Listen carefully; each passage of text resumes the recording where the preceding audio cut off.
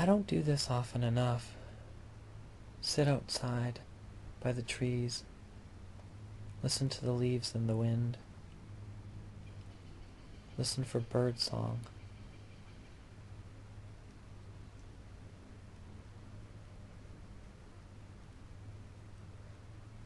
Sitting still, looking long and deep.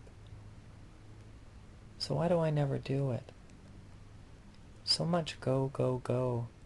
I don't notice what is here.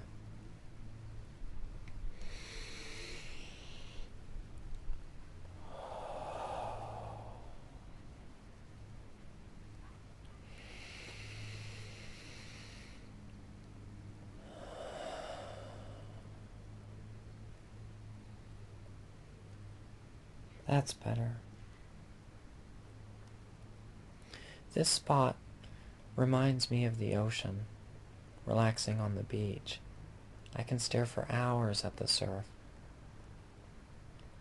The pleasure in it is the wonder, the wonderment, that twist of joy and awe from observing something outside ourselves, trying to understand how it works, its relationship to us. Are we similar? Are we different?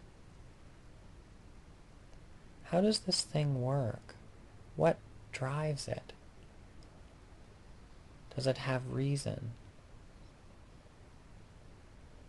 Does it have order, at least? A system of some kind? It seems to be making some decisions. So how does it function? How can this small creature know anything? But it does, doesn't it? One ant with such purpose.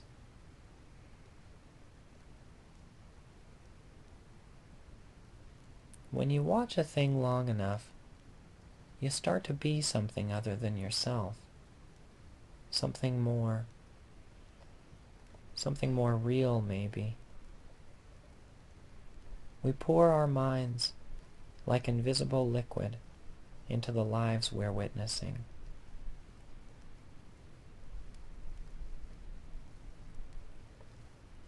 I love that feeling, being smaller on the planet, adjusting my sense of scale, noticing how enormous the world is, and beyond that, like watching the stars at night and trying to fathom the distance, that I exist, and that I am but one creature of how many trillions.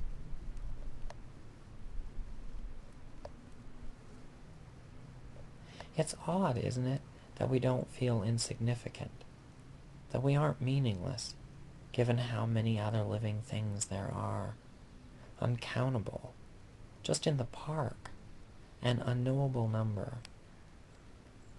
that we can still feel we matter.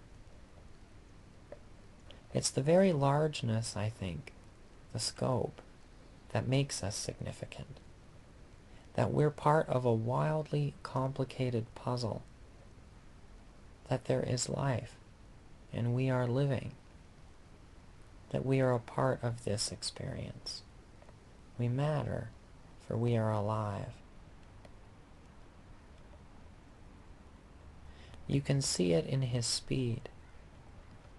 Ants always seem to be in a rush, so determined, so industrious. The scurry of this little guy makes me think of a video I saw posted on Facebook this month. A bird's eye view of protesters. They were singing the national anthem, kinda off-key, in front of rows and rows of police, in their solid black outfits, helmets, shields, batons. When the song ended, a handful of the specks at the front sat down in the street with their backs to the police formation. And that's when the officers decided to charge into them, racing with a roar. It happens so fast you see it as just color in the video. the black dots speeding across the screen, right to left, peppering the crowd, until there was nothing left on screen but the black shapes, a swarm, and the video cuts out. It's from the G20 summit, but I wonder what the relationship is there to here. That protest to this little ant. Watching him carefully, closely like this, can make all that other business seem so unnecessarily troublesome. And what's it to this little guy? What does he care about that crazy business? He needs food. He needs shelter. He needs to work with the other ants to accomplish these things well, to thrive.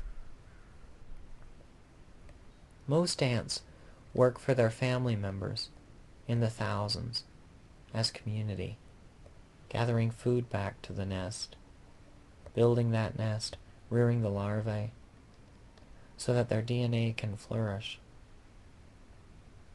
Most of them don't procreate. It's only a select few who mate with the queen. But the masses of ants work hard regardless. Scientists call that altruism, the ants who work for the good of the family and not their specific DNA.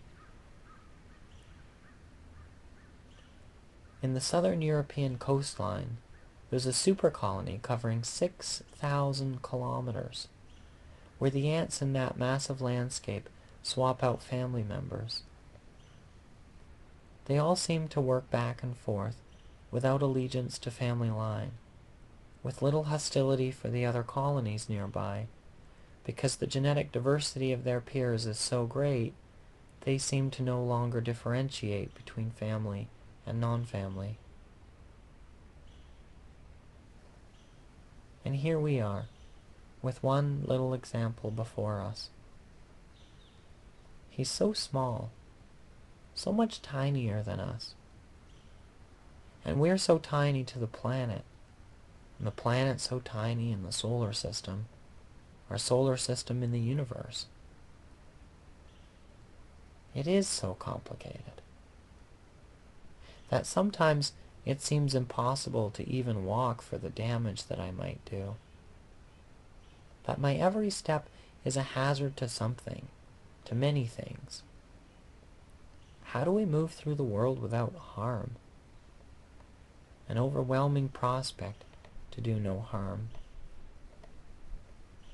I don't think of it as a burden, but a reminder that we are precious, because this ant is too. That altruism is a gift and is right here at our feet.